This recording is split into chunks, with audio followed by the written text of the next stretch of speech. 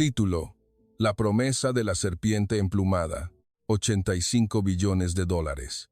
Nigeria había encontrado petróleo, 48.000 millones de barriles, una reserva que podría competir con la de Arabia Saudita. Tanto Estados Unidos como China se lanzaron de inmediato, pero Nigeria los rechazó a ambos y el mundo quedó atónito. En su lugar, la nación que eligieron fue México. Un periodista de la BBC preguntó con un tono burlón: ¿realmente confían en una nación en desarrollo como México? En ese preciso momento, el presidente Okoro estalló en cólera. ¿Qué sucedió exactamente? Ahora, toda la impactante verdad será revelada. Antes de comenzar, por favor, apoye a Nigeria presionando el botón de suscribirse, dar me gusta y dejar un comentario. Nigeria, adelante. Mi nombre es Adekunle Adebayo. Actualmente, soy el ingeniero jefe de la Corporación Nacional de Petróleo de Nigeria. Obtuve mi doctorado en Ingeniería Petrolera en la Universidad de Londres, en Inglaterra, y trabajé para Shell durante 15 años. Luego, decidí regresar para servir a mi patria. Nigeria es una nación vasta pero llena de dificultades, con una población de más de 200 millones de personas, situada en la costa de África Occidental, frente al Océano Atlántico. Fuimos una colonia británica durante casi un siglo. Mi bisabuelo trabajó en las plantaciones de cacao y mi abuelo casi pierde la vida en una mina de estaño. Aunque obtuvimos la independencia en 1960, la pobreza persistió. Nuestro PIB era inferior al de un solo estado mexicano como Querétaro, y la mitad de nuestra población vivía con menos de $5 al día. Y entonces, encontramos petróleo. Hace apenas 2 años, el ministro de Recursos Naturales irrumpió en el Palacio Presidencial con un informe de perforación exploratoria en la mano. Señor presidente, está confirmado. La voz del ministro temblaba. El yacimiento Esperanza. 48.000 millones de barriles. La sala de reuniones quedó en un silencio abrupto. 48.000 millones de barriles. Una cifra suficiente para que todo nuestro pueblo viviera en la opulencia durante 200 años. Una escala comparable al legendario yacimiento de Ghawar de Arabia Saudita. Pero algo era muy extraño. Nadie se alegró. No hubo vítores, ni siquiera un aplauso. El presidente miraba distraídamente por la ventana, mientras el ministro de Finanzas tenía la cabeza gacha. Yo temblaba al llevarme el vaso de agua a los labios, porque todos sabíamos lo que le pasaría a nuestro país en cuanto esta noticia se filtrara al mundo. En la pantalla de la sala de reuniones, todavía estaba la noticia de última hora de CNN. El caos continúa en Camerún. Tras el colapso del gobierno, empresas estadounidenses obtienen los derechos de gestión del cinturón petrolero de Bakassi. Eso había sucedido hace 3 meses. Todo ocurrió apenas medio mes después de que Camerún anunciara que aumentaría su producción de petróleo. El Departamento de Estado de EEE, emitió un comunicado apoyando la restauración de la democracia. 10 días después, los derechos de extracción y refinación de Camerún cayeron en manos de corporaciones energéticas estadounidenses. ¿Y qué recibió el pueblo camerunés? 800 millones de dólares al año, bajo el nombre de Fondo de Estabilización, menos del 4% de las ganancias de los campos petroleros. El presidente habló con voz grave. ¿Se ha filtrado el informe de perforación exploratoria? Todavía no, señor presidente, pero las actividades de la plataforma de perforación seguramente han sido registradas por satélites. Es solo cuestión de tiempo. Entonces, no tenemos mucho tiempo. La voz del presidente estaba llena de resignación. Esa noche no pude dormir. Caminé por las calles de Abuya. Todo estaba tan tranquilo como siempre. Los vendedores del mercado, los taxistas, los maestros, todavía no sabían nada. Pero pronto lo sabrían. En un café, escuché a un anciano decirle a su nieto: «Mijo, cuando yo era niño, también encontraron minas de diamantes aquí». ¿Y qué pasó, abuelo? Lo único que quedó fueron las colinas excavadas y los ríos contaminados. Solo les prestamos nuestra tierra. El nieto volvió a preguntar, ¿y si encuentran petróleo? Esta vez será diferente, ¿verdad, abuelo? El anciano no pudo responder. Y yo tampoco. 3 días después, la frontera comenzó a agitarse. Refugiados de Camerún empezaron a llegar. Llegaban en camiones, autobuses, incluso a pie. En un puesto de control fronterizo, una mujer lloraba y suplicaba. Por favor, déjennos pasar. Mis hijos no tienen nada que comer. ¿Qué está pasando en Camerún? Las empresas extranjeras se han apoderado de nuestro pueblo. Dicen que es una zona protegida para instalaciones petroleras y no nos dejan volver a casa. Su esposo a su lado añadió, ¿compensación? Ni un centavo. El gobierno está del lado de las empresas extranjeras. Los civiles como nosotros no somos nada. Al escuchar esas palabras, se me encogió el corazón. Este podría ser nuestro futuro. Los campamentos de refugiados surgieron por todas partes a lo largo de la frontera, con decenas de miles de personas. Allí escuché más historias. Un anciano relató. La generación de mi padre vivió muy bien gracias al petróleo. Camerún fue una vez el país más rico de la región. ¿Cuándo fue eso? Hace 60 años. Desde entonces, nos hemos vuelto cada vez más pobres. ¿Por qué? Los ojos del anciano se llenaron de lágrimas. Porque las compañías petroleras se lo llevaron todo. Al principio fueron las compañías estadounidenses, luego el gobierno nacionalizó, y luego volvió a vender a empresas extranjeras para pagar deudas. La parte del pueblo siempre han sido solo las migajas. Un joven intervino. Trabajé en una plataforma petrolera 14 horas al día.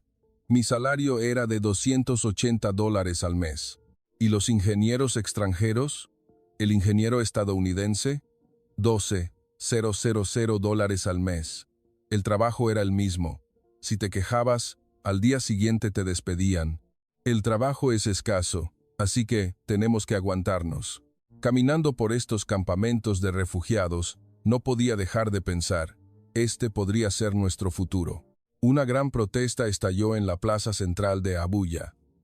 Miles de personas se congregaron. Las pancartas decían, no seremos un segundo Camerún. Un estudiante universitario con un micrófono gritó, el petróleo no es una bendición. La historia lo ha demostrado. Miren a Nigeria, miren a Angola. Cuanto más ricos son los países en recursos, más pobre es su gente. Los cánticos resonaron. Un representante sindical habló. Nuestros padres trabajaron para empresas británicas. Nuestra generación trabaja para empresas canadienses. Ahora quieren que trabajemos para empresas estadounidenses. ¿Hasta cuándo seremos jornaleros en nuestra propia tierra? Esa noche, se convocó una reunión de gabinete de emergencia. El presidente dijo, la gente ha salido a la calle. Es hora de que tomemos una decisión. El ministro del Interior informó. Señor presidente, tenemos los resultados de la encuesta de opinión. El 78% de los ciudadanos se opone a otorgar todos los derechos de explotación a empresas extranjeras. El 91% exige la construcción de una refinería en el país. El ministro de Finanzas negó con la cabeza. Pero, señor presidente, eso es prácticamente imposible. Construir una refinería requiere al menos $25,000 millones. Nuestro presupuesto anual es de solo $28,000 millones. ¿Cómo podemos pagarlo? Al final, ¿no tendremos que depender del capital extranjero de todos modos? La habitación volvió a sumirse en el silencio. No teníamos opción. Sin tecnología, sin dinero, sin poder. El petróleo estaba allí, pero no era nuestro. Al menos, eso parecía en ese momento. Una semana después de que se filtrara la noticia, la Embajada de Estados Unidos se puso en contacto. Un enviado especial de Washington estaba en camino. Quería ver al presidente. El presidente me miró. Adekunle, ven conmigo. Trabajaste para Shell. ¿Sabes quiénes son estas personas? Asentí. Sí, señor. Los conozco muy bien. La puerta de la sala de reuniones se abrió. Entró un hombre de unos 50 años, traje gris, corbata roja, cabello perfectamente peinado y una sonrisa permanente en los labios. Buenos días, señor presidente. Soy Richard Blake, vicepresidente para la región de África subsahariana de ExxonMobil. Sonrió de oreja a oreja y extendió la mano, pero yo vi esa mirada. La boca sonreía, pero los ojos no. Una mirada que había visto innumerables veces en mis 15 años en Shell. Una mirada que decía, esto no es una negociación, es un anuncio. Felicidades, señor.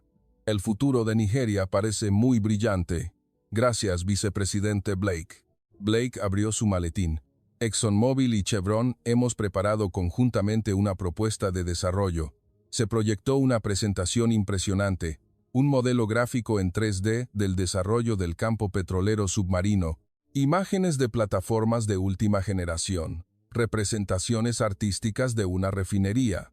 Proporcionaremos la tecnología y cubriremos todos los costos de inversión inicial. El gobierno de Nigeria solo necesita otorgar la licencia de explotación. El presidente preguntó, ¿y cuáles son los términos? Blake sonrió. Pagaremos el 15% de la producción en forma de regalías. 15%. Calculé en silencio.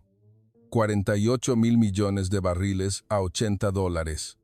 El barril, el valor total era de 3.84 billones de dólares. Esto significaba que las empresas estadounidenses se llevarían 3.264 billones de dólares. El 85% restante lo venderemos y gestionaremos en el mercado internacional. El gobierno de Nigeria recibirá un beneficio estable sin asumir ningún riesgo. La expresión del presidente se endureció. ¿La refinería no se construirá en nuestro país? Blake negó con la cabeza, sonriendo. Señor presidente, una refinería cuesta decenas de miles de millones de dólares. La economía de Nigeria no puede soportarla. Sería mucho más eficiente si la refinamos en Texas y les proporcionamos los productos finales. ¿Y empleos para nuestra gente? Por supuesto. Podríamos contratar a unos 800 trabajadores en las instalaciones. 800 personas, de una población de 200 millones, ¿y solo como obreros? El presidente guardó silencio. No pude soportarlo más. Señor vicepresidente, ¿puedo hacer una pregunta? Blake me miró con ligera molestia. ¿Y usted es? Adekunle Adebayo, ingeniero jefe de la Corporación Nacional de Petróleo de Nigeria. También trabajé para Shell durante 15 años. Su mirada cambió, un reconocimiento de alguien de la industria y al mismo tiempo, un desdén. Ah, ya veo. ¿Cuál es su pregunta? ¿Sabe usted lo que hizo Noruega? La sonrisa de Blake se tensó ligeramente. ¿Noruega? Sí. Noruega también descubrió petróleo en el Mar del Norte en los años 70. En ese momento, las empresas estadounidenses también hicieron una oferta idéntica. Nosotros lo explotaremos por ustedes y recibirán el 15%. ¿Sabe cómo respondió Noruega? Blake no respondió. Dijeron, no. Lo haremos nosotros mismos. Crearon una empresa nacional, aprendieron la tecnología, construyeron refinerías. ¿Sabe cuál es el valor del Fondo Soberano de Noruega hoy? 1.7 billones de dólares. Cada ciudadano posee indirectamente activos por valor de $300,000. La habitación estaba en completo silencio. La sonrisa de Blake había desaparecido por completo. Dijo, Doctor Adebayo, Noruega y Nigeria son diferentes. ¿En qué sentido diferentes? Noruega es un país desarrollado. Tenían la tecnología, el capital, la infraestructura. Nigeria. Dejó la frase en el aire, pero todos escuchamos el resto. Es un país subdesarrollado. ¿Qué pueden hacer ustedes? Solo hagan lo que se les dice. Se volvió hacia el presidente. Señor presidente, permítame ser franco. Su voz bajó. La seguridad de esta región es de suma importancia. Ya ha visto la situación en Camerún. Los ojos del presidente se entrecerraron. ¿Qué quiere decir? Un gobierno inestable es un riesgo enorme para el desarrollo de recursos. Si cooperan con nosotros, el gobierno de los Estados Unidos también garantizará la estabilidad de Nigeria. Me quedé helado. Era una amenaza pronunciada con una sonrisa. Si no cooperan con nosotros, tendrán el mismo destino que Camerún. El presidente dijo lentamente: Señor vicepresidente, lo consideraremos y le daremos una respuesta más tarde. Blake se levantó. Por supuesto, solo que no hay mucho tiempo. Hay otras partes interesadas. Salió de la habitación. La puerta se cerró y un pesado silencio se apoderó de la sala. El presidente dijo: Adekunle tenía razón. No podemos hacerlo solos. Respondí honestamente: Señor presidente, en términos prácticos, es muy difícil. Nos falta la tecnología, el capital y la experiencia, así que tenemos que aceptar el 15%. Negé con la cabeza. Eso es un robo, señor presidente, un robo a nuestro pueblo. Entonces, ¿qué hacemos? El presidente golpeó la mesa. Sin tecnología, sin dinero, sin poder de negociación, ¿qué podemos hacer? No pude responder. En ese momento, el ministro de Asuntos Exteriores habló vacilante. Señor presidente, China también se ha puesto en contacto. ¿China? Sí. Dicen que ofrecerán mejores condiciones. El presidente suspiró. Mejores condiciones. Sentí una inquietud porque sabía lo que significaban las mejores condiciones de China. Al día siguiente, llegó el enviado chino. Su nombre era Wang Wei, representante especial de la Corporación Nacional de Petróleo y Gas de China, CNPC. Su comportamiento era completamente diferente al de Blake. Una sonrisa gentil, una voz humilde y una hermosa canasta de frutas. Nigeria y China son viejos amigos, dijo Wang Wei. Cooperamos con países en desarrollo de todo el mundo a través de la iniciativa de la Franja y la Ruta. Nigeria no es una excepción. Abrió su presentación. Era aún más impresionante que la de los estadounidenses. Convertiremos a Nigeria en el centro energético de África Occidental. En la pantalla apareció un puerto marítimo gigantesco. Construiremos un puerto de aguas profundas de última generación capaz de recibir superpetroleros de 500,000 toneladas. Siguiente diapositiva. Construiremos 3.000 kilómetros de oleoductos que se adentrarán en el interior. Siguiente diapositiva. Autopistas, ferrocarriles, aeropuertos. Todo será construido con capital chino. Los ojos del ministro de Finanzas brillaron. ¿Cuánto costará todo esto? Wang Wei sonrió. Alrededor de 18.000 millones de dólares. Pero el gobierno de Nigeria no necesita preocuparse. El Banco de Desarrollo de China otorgará la totalidad del préstamo. ¿Cuáles son los términos del préstamo? Tasa de interés del 3,5% anual, plazo de amortización de 25 años. El presidente preguntó: ¿y las regalías? 25%. La sala comenzó a murmurar. Los estadounidenses ofrecieron un 15%, mientras que los chinos ofrecían un 25%. Estaban dispuestos a pagar un 10% más. Y además, capacitaremos a 500 jóvenes nigerianos en China, desde tecnología petrolera e ingeniería hasta gestión, todo con becas completas. El ministro de Asuntos Exteriores exclamó: estas son, de hecho, condiciones muy generosas. Yo permanecí en silencio. Algo no estaba bien. Era demasiado bueno para ser verdad. No hay almuerzo gratis en este mundo, especialmente la amabilidad que una gran potencia muestra a una nación débil. Hablé. Señor representante Wang Wei, ¿puedo hacer algunas preguntas? Wang Wei mantuvo su sonrisa y asintió. Por supuesto, doctor Adebayo. El préstamo de 18.000 millones de dólares, incluyendo capital e intereses. ¿Cuál es el monto total a pagar? La sonrisa de Wang Wei se tensó un poco. Si se calcula, serían alrededor de 28.000 millones de dólares. Entonces, durante 25 años, ¿cuánto tendríamos que pagar cada año? Alrededor de 1.1 mil millones de dólares al año.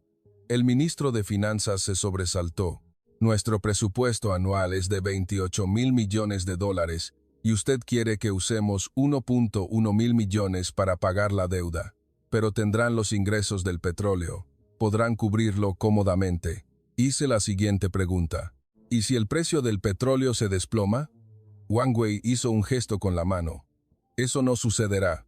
Hace 8 años, el precio del petróleo cayó de 110 a 28 dólares por barril. La economía de Camerún colapsó precisamente en ese momento. ¿Qué pasa si eso se repite? La sonrisa de Wang Wei desapareció por completo. En ese caso, tendríamos que discutir una renegociación. ¿Cómo renegociaron con Sri Lanka? La sala quedó en silencio sepulcral. Todo el mundo sabía sobre Sri Lanka. La nación que construyó un puerto marítimo con dinero chino no pudo pagar la deuda y se vio obligada a entregar el puerto a China por 99 años. El puerto de Hambantota. Wang Wei sonrió torpemente. Sri Lanka es un caso especial, diferente de Nigeria. ¿En qué sentido, diferente? Sri Lanka tuvo una mala gestión. Nigeria tiene petróleo, asentí. Sí, tenemos petróleo. Y precisamente por eso, es aún más peligroso. ¿Qué quiere decir?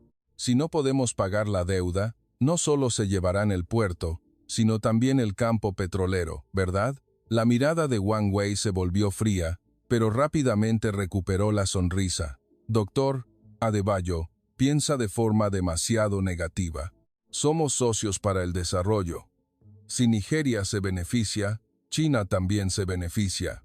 No respondí. 15 años en esta industria me habían enseñado una cosa. Quien más usa la palabra socio es el más peligroso. La reunión terminó. Wang Wei se fue. El presidente suspiró. Los estadounidenses ofrecen un 15% y una amenaza. Los chinos ofrecen un 25%, pero tienden una trampa de deuda. El ministro de Finanzas dijo, pero China sigue siendo mejor, ¿no? Nos dan un 10% más. Negé con la cabeza. Señor, ¿ha leído detenidamente los términos de China? ¿Hay algún problema? Derechos de operación del puerto por 50 años. Derechos de operación del oleoducto por 40 años, y la refinería será operada conjuntamente. ¿No es buena la operación conjunta? ¿Vio la estructura accionaria? China, 70%, Nigeria, 30%. Somos accionistas minoritarios. No tenemos derecho a voto. El rostro del ministro de Finanzas se ensombreció. Así que, en realidad, se lo llevan todo. Exactamente. Los estadounidenses roban descaradamente, los chinos roban con una sonrisa. Solo el método es diferente. El presidente miró por la ventana. Adekunle, dime la verdad. ¿Tenemos alguna otra opción? Apreté los labios. Señor presidente, ni yo mismo lo sé. Esa noche, volví al campamento de refugiados. Un grupo de jóvenes de Camerún estaba reunido, mirando atentamente un teléfono. ¿Qué están viendo? Un joven me mostró la pantalla. Era un video en YouTube, un video en español con subtítulos en inglés. Mira, este es un país llamado México. En la pantalla, una moderna y compleja estructura de ingeniería se estaba construyendo en medio del mar. ¿Qué es eso?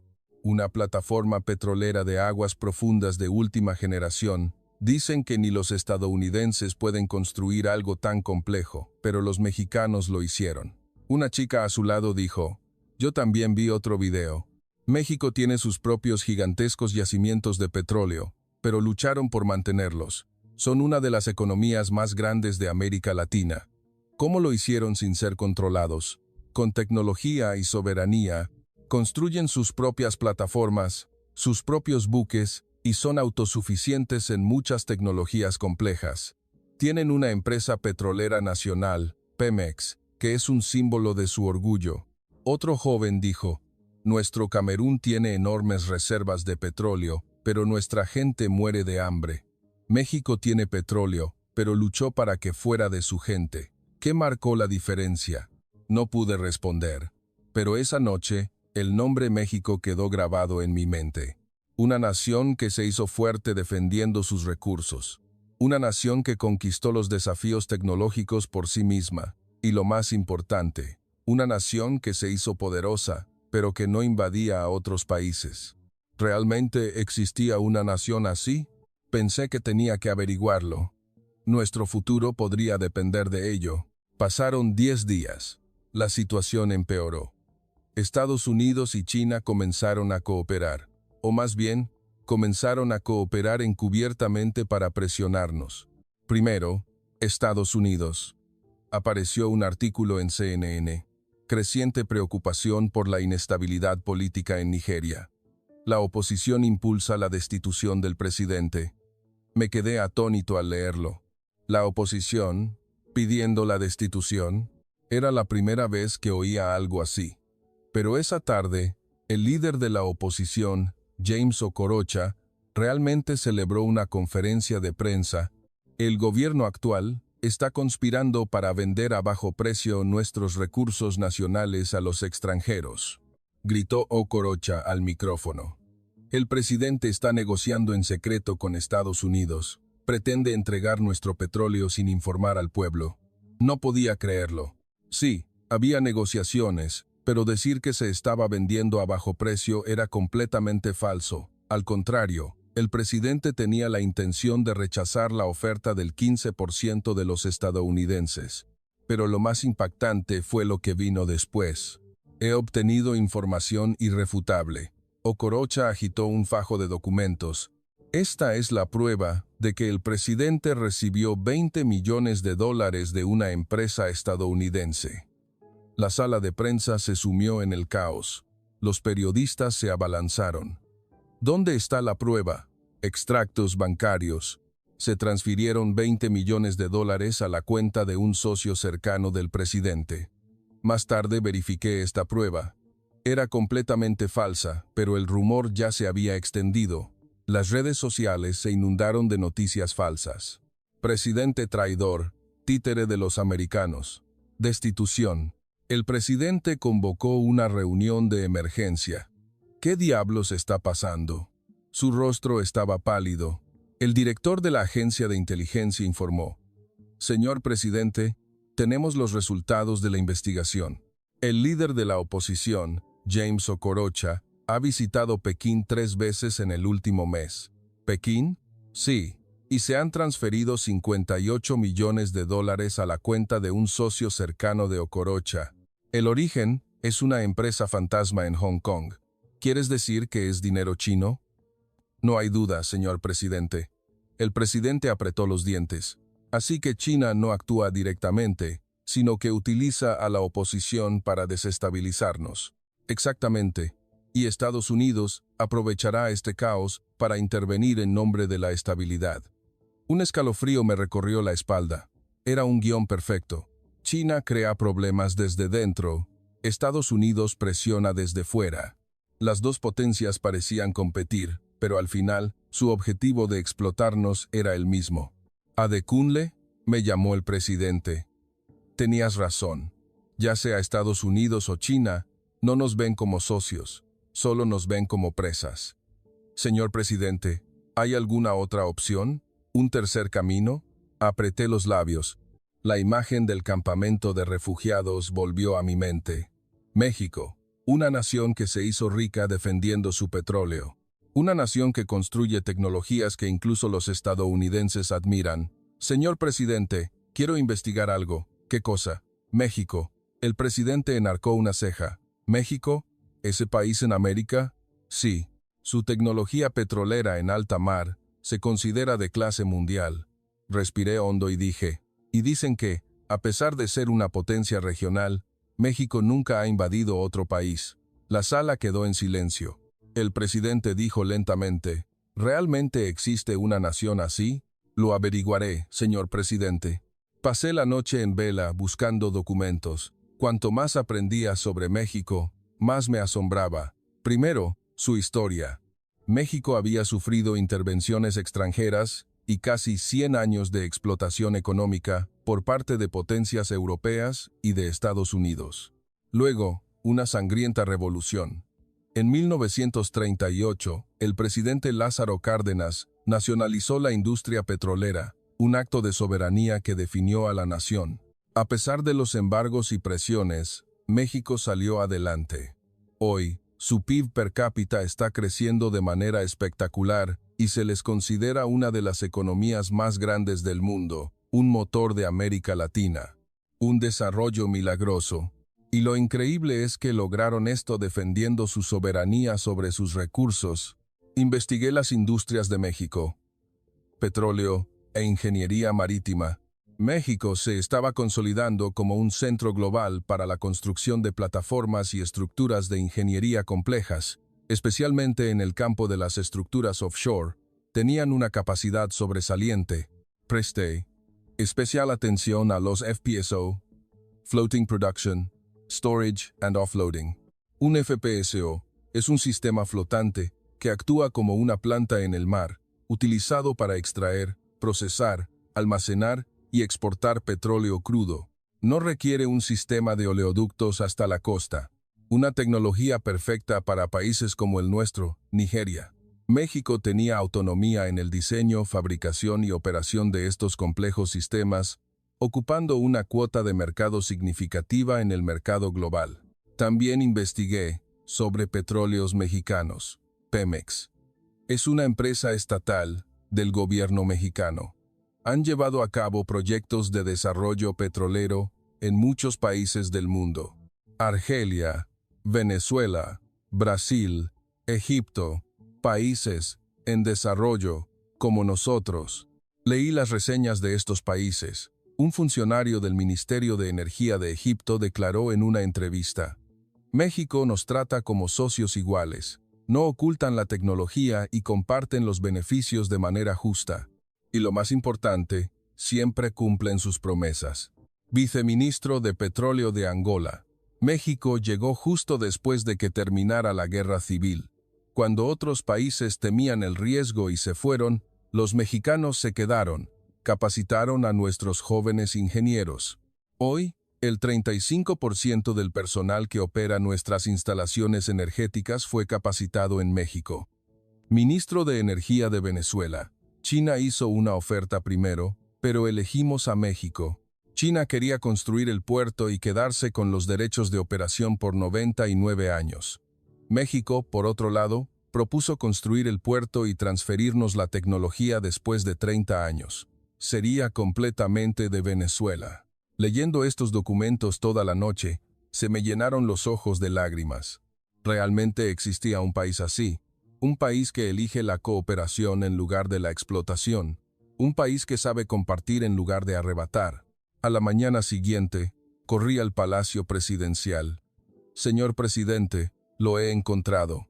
El presidente leyó mi informe. Página por página, su expresión cambió. ¿Es esto cierto? ¿México realmente hace esto? ¿Transferencia de tecnología? ¿Reparto justo de beneficios? Toda la información ha sido verificada, señor presidente. Y hay algo más. Pasé a la última página. Esta es la Fuerza Militar de México. Militarmente, México es una de las principales potencias militares de América Latina. Su ejército es considerado uno de los más experimentados y bien equipados. Con ese poder, tomar Nigeria sería muy fácil. Los ojos del presidente se abrieron de par en par. Entonces, ¿por qué no invaden otros países? Respiré hondo y respondí. Desde el final de su revolución, México ha seguido una estricta política de no intervención. En más de 80 años, han enviado tropas a misiones de paz de la ONU, pero nunca han lanzado una guerra de agresión. Nunca han tomado la tierra o saqueado los recursos de otra nación. El presidente miró por la ventana. Poder para defender, no para atacar. Exactamente, señor presidente. La doctrina militar de México es defensiva. El presidente asintió lentamente.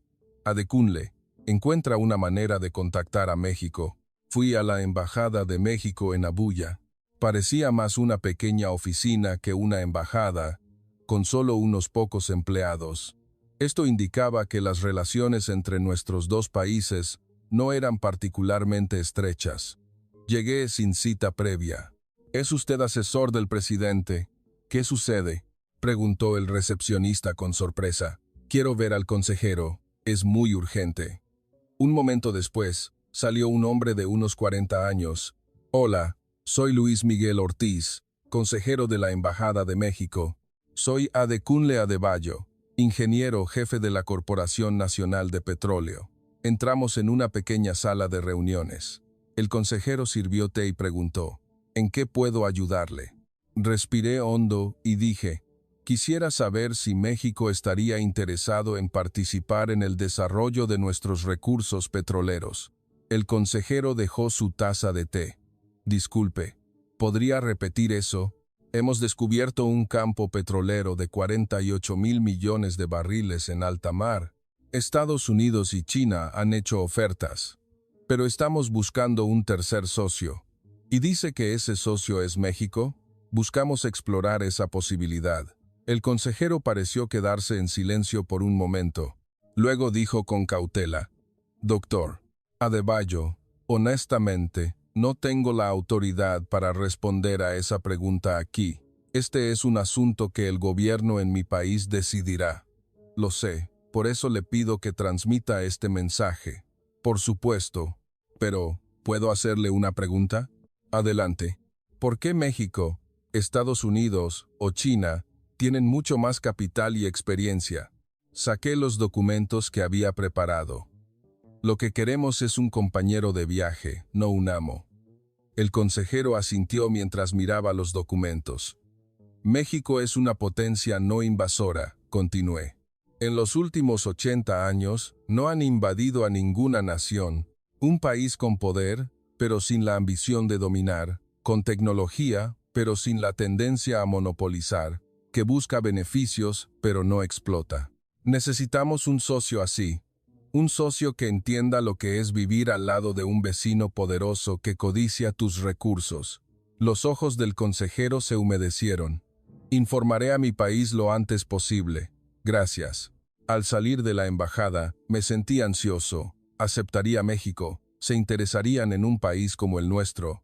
Pero mis preocupaciones se disiparon. 5 días después, el consejero me llamó. Doctor Adebayo, ha habido una respuesta positiva de mi país. De verdad, Petróleos Mexicanos y la Secretaría de Energía enviarán una delegación de expertos para un estudio de campo. Se espera que lleguen la próxima semana. Mi corazón latía con fuerza. ¿Tan rápido? Sí. Y el jefe de la delegación quiere hablar directamente con usted. Permítame conectarlo. Por supuesto. Un momento después, el teléfono se conectó. Hola, soy Juan Carlos Herrera, jefe de la Delegación Técnica de Petróleos Mexicanos. Su voz era muy tranquila. Soy Adekunle Adebayo. Gracias por contactarme. Al contrario, nosotros somos los que debemos agradecer. Gracias por considerar a México como un socio. Me sorprendió. Blake, de EEUU, tenía una actitud de, les estamos haciendo un favor. Wang Wei de China tenía una actitud de cooperar con nosotros, será beneficioso para ustedes. Mientras que este hombre decía, gracias por considerarnos un socio, una actitud que nunca antes había encontrado. Señor Herrera, ¿puedo hacer una pregunta? Claro. ¿Por qué respondieron tan rápido? Solo somos un país africano. El señor Herrera se rió. Doctor Adebayo, México también fue una vez un país pobre y acosado. A principios del siglo XX, éramos una de las naciones más inestables del mundo, devastada por la revolución. Nadie nos tomaba en serio. En ese entonces, algunas naciones amigas nos ayudaron, nos enseñaron tecnología, nos prestaron capital, nos dieron una oportunidad. Escuché en silencio. Nunca olvidamos esa gratitud. Así que ahora que podemos, lo que queremos hacer es tratar a otras naciones de la misma manera. Cooperación, no explotación. Ese es el camino que México aprendió. Me quedé sin palabras. Era la primera vez que escuchaba estas palabras de una nación poderosa. Nos veremos la próxima semana, doctor Adebayo. Sí, los esperaremos. Colgué. Me senté en silencio durante un largo rato. Realmente existía un país así. Realmente existía gente así. Corrí al Palacio Presidencial. Señor presidente, han aceptado. Nunca olvidaré el día que llegó la delegación mexicana. En el aeropuerto vi a muchas personas jóvenes, de entre 30 y 40 años, en la delegación de 15 ingenieros. Cuando Blake llegó, tenía a 30 personas detrás, todos de traje. Cuando Wang Wei llegó, tenía 40, todos de negro. La delegación mexicana era diferente. Llevaban ropa de trabajo, con cascos en la mano. En lugar de maletines de cuero, tenían computadoras portátiles e instrumentos de medición. El jefe de la delegación, el ingeniero Juan Carlos Herrera, tendría unos 60 años, cabello canoso, una mirada amable y manos callosas. Las manos de un hombre que había trabajado duro en el campo. «Es un honor. Soy Juan Carlos Herrera», extendió la mano. «Adekunle Adebayo. Gracias por venir desde tan lejos. Al contrario, nosotros agradecemos la oportunidad». En el coche del aeropuerto al hotel, el señor Herrera preguntó: «Doctor Adebayo, ¿cuál es el itinerario para mañana?» Por la mañana se reunirá con el presidente. Por la tarde visitará la plataforma de perforación. ¿Cuánto tiempo se tarda en llegar a la plataforma? 2 horas en helicóptero. El señor Herrera asintió. Entonces, ¿podríamos solicitar una breve presentación esta noche? Nos gustaría revisar los datos geológicos antes de ir al campo. Me sorprendió. Blake el primer día había pedido una reserva en el restaurante más lujoso. Wang Wei, el primer día, había pedido ver un espectáculo tradicional, mientras que el señor Herrera, el primer día, quería trabajar. Por supuesto, prepararé los documentos. Esa noche, la reunión comenzó en la sala de conferencias del hotel. Presenté los datos geológicos del yacimiento Esperanza. Profundidad media de 2,400 metros, en algunos lugares hasta 2,800 metros.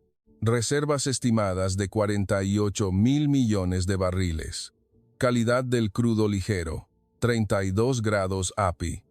Un ingeniero mexicano levantó la mano. ¿Cuál es su objetivo de tasa de recuperación? Actualmente, la estimación del lado estadounidense es del 65%. El ingeniero frunció el ceño. ¿65%? ¿Por qué tan bajo? Estaba un poco confundido, porque esa es la tasa de recuperación promedio para campos de aguas profundas, alrededor del 60-70%. El señor Herrera intervino. Doctor Adebayo, con la tecnología de México, podemos alcanzar hasta el 85%. ¿85%? Sí, si aplicamos la tecnología EOR, Enhanced Oil Recovery. Al ver mi sorpresa, el señor Herrera explicó: es una tecnología que inyecta agua y gas en el yacimiento para expulsar incluso las gotas de petróleo atrapadas en las fisuras de la roca. El costo adicional es de unos $4 por barril, pero la producción recuperada aumenta en un 20%. El beneficio económico es enorme. Calculé mentalmente. El 20% de 48,000 millones de barriles son 9,6 millones de barriles. A $80 el barril, eso es 768,000 millones de dólares. Casi $1 billón que íbamos a perder. Y hay algo más. El señor Herrera abrió su computadora portátil. Este es el plan de desarrollo de FPSO para esta área. Un FPSO sería más adecuado que un oleoducto a la costa. Apareció una gigantesca unidad flotante. Esto es un FPSO. Flota en el mar para extraer, procesar y exportar petróleo, sin necesidad de conexión a tierra. ¿Ustedes pueden construir esto? El señor Herrera sonrió. No solo construirlo. El 45% de la cuota de mercado global de FPSO es construido o cuenta con la participación de empresas mexicanas. Me quedé sin palabras. La reunión terminó después de las 11 de la noche.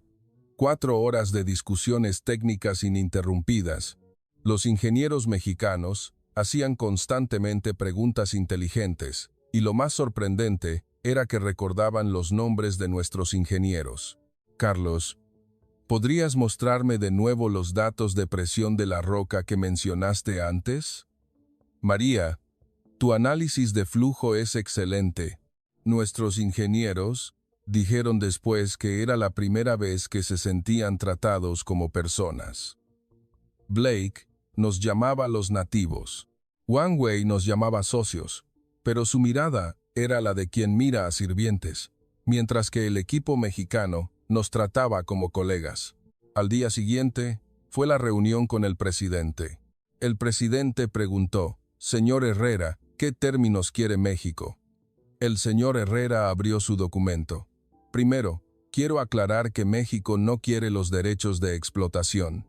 La sala quedó en silencio. «Proponemos proporcionar tecnología y operar conjuntamente. Los derechos de explotación pertenecerán al 100% al gobierno de Nigeria. México participará como socio tecnológico». El presidente parpadeó. «No toman los derechos de explotación, no. En su lugar, proponemos un mecanismo de reparto de beneficios de la producción». «¿Cuál es la proporción?». El señor Herrera respondió, «Nigeria 70%, México 30%. La sala volvió a llenarse de murmullos. Estados Unidos nos ofreció un 15%, China un 25% y México nos ofrecía un 70%. El ministro de Finanzas preguntó con escepticismo, «¿El 70% es nuestro? ¿Habla en serio?». «Por supuesto, porque son los recursos de Nigeria. Nosotros proporcionamos tecnología y capital, y a cambio recibimos el 30% de las ganancias». El presidente preguntó con cautela, «¿Y la refinería?». «La construiremos aquí, en Nigeria. Una refinería con una capacidad de 400,000 barriles por día, con tecnología mexicana. El costo estimado es de unos 6.5 mil millones de dólares. Los apoyaremos para obtener un préstamo de los bancos de desarrollo de México y podrán pagarlo con los ingresos del petróleo. Tasa de interés del 1,8% anual, plazo de 25 años. La sala volvió a temblar. China ofreció un 3,5%, México solo la mitad. Pregunté, «¿Y si no podemos pagar la deuda?». El señor Herrera respondió con firmeza, «Renegociaremos. México no confisca activos. ¿Por qué? ¿No sería más beneficioso para México tomarlo, como en el caso de Sri Lanka?». El señor Herrera guardó silencio por un momento y luego dijo, «Doctor Adebayo, México también fue muy pobre. Estuvimos al borde de la quiebra nacional. En ese entonces, nuestro pueblo incluso donó su oro para pagar la deuda del país. Entendemos la carga de la deuda, lo dolorosa que es». La sala estaba en completo silencio. «Queremos una asociación a largo plazo, no una ganancia a corto plazo. Si Nigeria colapsa, México también pierde. Si Nigeria es fuerte y rica, México también tendrá un suministro estable de petróleo». Los ojos del presidente se llenaron de lágrimas. «Señor Herrera, ¿por qué México hace esto? Honestamente, no lo entiendo». El señor Herrera respondió con calma, «Señor presidente, nuestro país también fue dominado por extranjeros, oprimido durante cientos de años. Sufrimos guerras devastadoras. Vivimos bajo la presión de las grandes potencias». La voz del señor Herrera se emocionó ligeramente. «Entendemos el dolor de una nación pequeña y débil. Por eso, cuando obtuvimos fuerza, nos prometimos a nosotros mismos que nunca haríamos lo mismo a otros. Cooperación, no explotación. Ese es el camino que México eligió». El silencio se apoderó de la sala. El presidente se levantó y extendió la mano. «Señor Herrera, lo consideraremos y responderemos. Por supuesto, tómense su tiempo». Al día siguiente, cuando la delegación mexicana se fue, se desató una tormenta. Primero, Richard Blake de Estados Unidos regresó. Esta vez no sonreía. «Señor presidente, he oído que ha estado en contacto con los mexicanos. Estamos considerando varias opciones». La mirada de Blake se volvió fría. «Déjeme ser directo. México puede ser un socio de Estados Unidos en algunos aspectos, pero la seguridad energética es otro asunto». ¿Qué quiere decir? Los recursos de esta región están directamente relacionados con la seguridad del hemisferio occidental. La participación de México complicaría las cosas. El rostro del presidente se endureció. «Es una amenaza. Es un consejo, señor presidente. Sabe por qué Camerún terminó como terminó, ¿verdad? Una mala elección». Dejó la frase en el aire, pero el significado era demasiado claro. Tan pronto como Blake se fue, apareció Wang Wei. Señor presidente, he oído que México ha hecho una oferta muy buena. Wang Wei sonrió. Señor presidente, tiene que ver la realidad. México, al final, es solo un país bajo la esfera de influencia de Estados Unidos. ¿Podrían ir en contra de los deseos de Estados Unidos? ¿Qué dice? Si firma un acuerdo con México, al final caerá en manos de los estadounidenses. ¿No sería mejor cooperar con China desde el principio? El presidente respondió con frialdad. ¿Cooperar con China para terminar como Sri Lanka? La sonrisa de Wang Wei desapareció. Señor presidente, lo que dice nos pone en una posición difícil. No somos amigos. ¿Amigos que exigen derechos de operación por 99 años? Eso es negociable. Podríamos reducirlo a 80 años. ¿Reducido y todavía 80 años? Wang Wei se levantó. Señor presidente, decida sabiamente. Una mala elección traerá arrepentimientos. Otra amenaza más. Esa noche, el líder de la oposición, James Okorocha, se dirigió a la nación por televisión. Compatriotas, el presidente está conspirando para vender nuestro petróleo a México. ¿Qué es México? Un país dependiente de Estados Unidos. Firmar con México significa, en última instancia, caer en manos de los estadounidenses. China ofreció términos mucho mejores. ¿Por qué rechazarlos? Me enfurecí frente al televisor. Mentiras. ¿Los términos de China mejores? 70% contra 25%, cualquiera podía ver cuál era mejor. Pero la gente que veía la televisión no lo sabía. Muchos fueron incitados por las palabras de Okorocha. Al día siguiente, los manifestantes se reunieron de nuevo en la plaza de Abuya. No al acuerdo con México, cooperación con China, renuncia, presidente. La situación se volvió extremadamente crítica. Justo en ese momento, la BBC se puso en contacto solicitando una entrevista con el presidente. Me opuse. Señor presidente, la BBC es un medio de comunicación occidental. Solo harán preguntas para perjudicarnos. Pero el presidente negó con la cabeza. Adekunle, evadir solo empeorará las cosas. Debemos enfrentarlo. El mundo entero está mirando. Debemos explicar claramente por qué elegimos a México. El día de la entrevista, llegó el periodista de la BBC, James Hamilton, un hombre blanco de unos 50 años, con una mirada aguda y una sonrisa burlona en los labios. En cuanto vi esa expresión, supe que había venido a ridiculizarnos. Las cámaras comenzaron a grabar. Señor presidente, primero una pregunta sencilla, comenzó Hamilton. Nigeria es un país con más de 200 millones de habitantes y un PIB que no llega ni al 20% del de México. En estas circunstancias, ¿por qué rechazaron a Estados Unidos y China para elegir a México? El presidente respondió con calma. Porque México ofreció los mejores términos. ¿Los mejores? Específicamente, un reparto de beneficios de 70 hasta 30. Estados Unidos ofreció un 15%, China un 25%. Hamilton sonrió con sarcasmo. ¿70%? Increíble. ¿Por qué México ofrecería un término tan bueno? ¿No habrá algún truco? El rostro del presidente se endureció. ¿Truco? Sí, México es, después de todo, un vecino de Estados Unidos. Firmar un acuerdo con México ¿no significaría finalmente caer en manos de los estadounidenses? Apreté los puños. Esto no era una pregunta, era un insulto. Pero el presidente mantuvo la calma. Señor Hamilton, una lógica interesante. Si firmamos directamente con Estados Unidos, seremos explotados. Si firmamos con un socio de Estados Unidos, también seremos explotados. Entonces, ¿con quién deberíamos firmar? Hamilton titubeó. Pero todavía está la opción de China.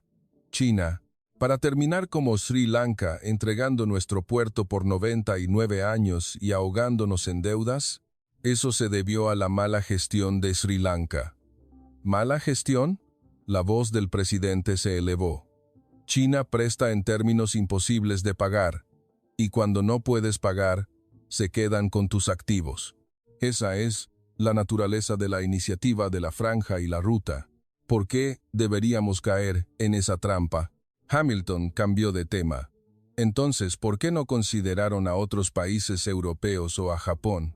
No hubo ofertas. ¿Y qué hay del Reino Unido? Nigeria es miembro de la Commonwealth. ¿No sería más natural cooperar con Gran Bretaña? El presidente miró directamente a los ojos de Hamilton. ¿Gran Bretaña? Sí. El presidente dijo lentamente, «Señor Hamilton, ¿sabe usted lo que Gran Bretaña ha hecho por nosotros?» Hizo una pausa y continuó. Durante casi un siglo, la voz del presidente se volvió grave. Gran Bretaña nos convirtió en su colonia. Nuestros antepasados trabajaron como esclavos en las plantaciones de cacao, murieron en las minas de estaño. Todo ese estaño fue enviado a Londres. El rostro de Hamilton se puso rígido. ¿Y qué nos quedó a nosotros? Pobreza. Sin carreteras, sin escuelas, sin hospitales. Solo cavaron agujeros en nuestro país y se fueron. El presidente se inclinó hacia adelante. Señor Hamilton, ¿quiere preguntar de nuevo qué ha hecho Gran Bretaña por nosotros? Hamilton se quedó sin palabras. El presidente continuó. México, en el plazo de un año, ha iniciado un programa de formación de ingenieros para nosotros.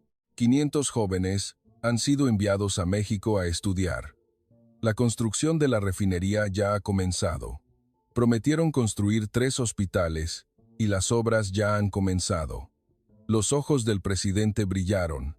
Lo que Gran Bretaña no hizo en casi 100 años, México ha comenzado a hacerlo en un año. ¿Y usted dice que deberíamos elegir a Gran Bretaña? Hamilton, nervioso, cambió la pregunta. Pero, ¿no es demasiado arriesgado depender de un país como México? El tamaño de su economía no es ni una décima parte del de Estados Unidos. Fue en ese momento. El presidente explotó. Un momento. El presidente levantó la mano. Señor Hamilton, usted dice que México es un país pequeño, quiero decir, en comparación. ¿Sabe en qué lugar se encuentra el PIB de México en el mundo? Entre los 15 primeros. Más alto que muchos países europeos. El rostro de Hamilton se enrojeció. ¿Sabe dónde se clasifica su industria de ingeniería marítima y petrolera a la vanguardia mundial? Estructuras complejas que ni Estados Unidos ni Gran Bretaña pueden hacer. México las hace. La voz del presidente se hizo más fuerte. ¿Sabe cómo se están desarrollando sus industrias de alta tecnología y energías renovables? Liderando el mundo. Los teléfonos, las computadoras que usted usa, todos tienen componentes fabricados en México. El presidente golpeó la mesa. Señor Hamilton, ¿a quién le está dando lecciones? La sala quedó en silencio sepulcral. Durante casi 100 años, ¿qué hizo su país por nosotros? Saquear, explotar y luego desecharnos. ¿Y México? La voz del presidente temblaba. En un año, han construido escuelas, hospitales, nos han enseñado tecnología, le han dado un futuro a nuestra generación joven. El presidente miró directamente a la cámara. ¿Y usted viene aquí y dice qué? ¿Que México es un país pequeño? ¿Que depender de México es arriesgado? No nos venga con lecciones. Con quien cooperamos es nuestro derecho, no el de su país. Hamilton estaba completamente atónito. La entrevista terminó, y el video se hizo viral en todo el mundo. 80 millones de vistas en 24 horas. 150 millones en 48 horas. Los comentarios estallaron. Presidente legendario de Nigeria, periodista de la BBC noqueado, México es realmente un gran país. Le dijo sus verdades a la historia colonial. Mensajes de solidaridad llegaron de toda América Latina. El presidente de Perú, aplaudimos la valentía de Nigeria. El presidente de Colombia, también consideraremos cooperar con México. Ecuador, Bolivia, Paraguay, también se pusieron en contacto. Nosotros también queremos cooperar con México. La situación se había invertido por completo, y entonces llegó el golpe de gracia. Todas las pruebas de que el líder de la oposición, James Okorocha, había sido financiado por China salieron a la luz. Los extractos bancarios de los 58 millones de dólares, fotos de Okorocha reuniéndose con altos funcionarios de CNPC en Pekín, y una grabación de audio. Derroquen al presidente y les daremos otros 300 millones de dólares. La nación entera se indignó. Traidor, vende patrias, a la cárcel. Okorocha fue arrestado en el aeropuerto cuando intentaba escapar. Se publicaron los resultados de la encuesta de opinión. 93% apoyaba la elección de México. 89% apoyaba al presidente. Habíamos ganado. 3 meses después, el primer FPSO de México llegó al puerto. 340 metros de largo, 60 de ancho. Una estructura gigantesca del tamaño de 3 campos de fútbol. Hecho en México, el ingeniero Juan Carlos Herrera dijo: solo este buque puede producir 200,000 barriles de petróleo al día. Mirando esta majestuosa estructura, lloré. Nuestro futuro estaba allí. 6 meses después, se produjo el primer barril de petróleo. En el momento en que el petróleo fue transferido del FPSO al petrolero, todos los presentes aplaudieron. Ingenieros mexicanos y trabajadores nigerianos se abrazaron. El señor Herrera estrechó la mano de un ingeniero nigeriano. «Felicidades, esto es solo el comienzo». El ingeniero nigeriano respondió entre lágrimas: «Gracias, de verdad, gracias. Yo también estaba allí». A mis 52 años, era la primera vez que veía una escena así.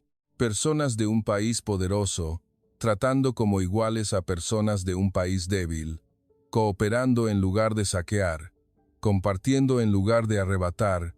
Un año después, la refinería estaba terminada. Capacidad de 400,000 barriles al día, la refinería más grande de África Occidental.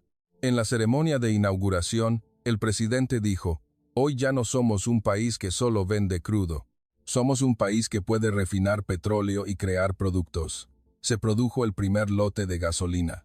¿Y saben cuál fue el primer producto hecho con ese lote? Fue combustible donado gratuitamente a los refugiados de Camerún. Un refugiado dijo llorando: «Nuestro país tiene más petróleo, pero la gente no tiene dinero para comprar gasolina».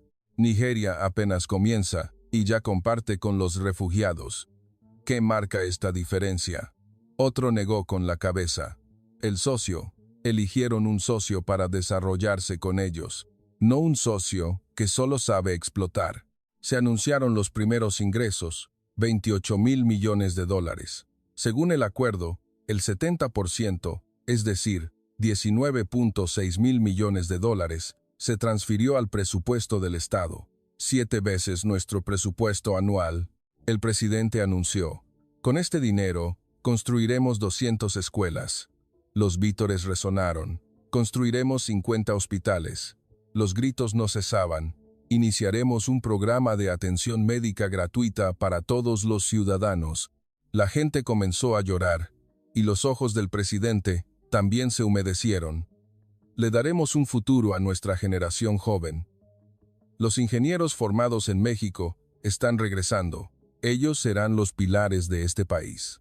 2 años después, 7 países de América del Sur anunciaron que adoptarían el modelo Nigeria-México, Perú, Colombia, Ecuador, Bolivia, Paraguay, Surinam y Guyana.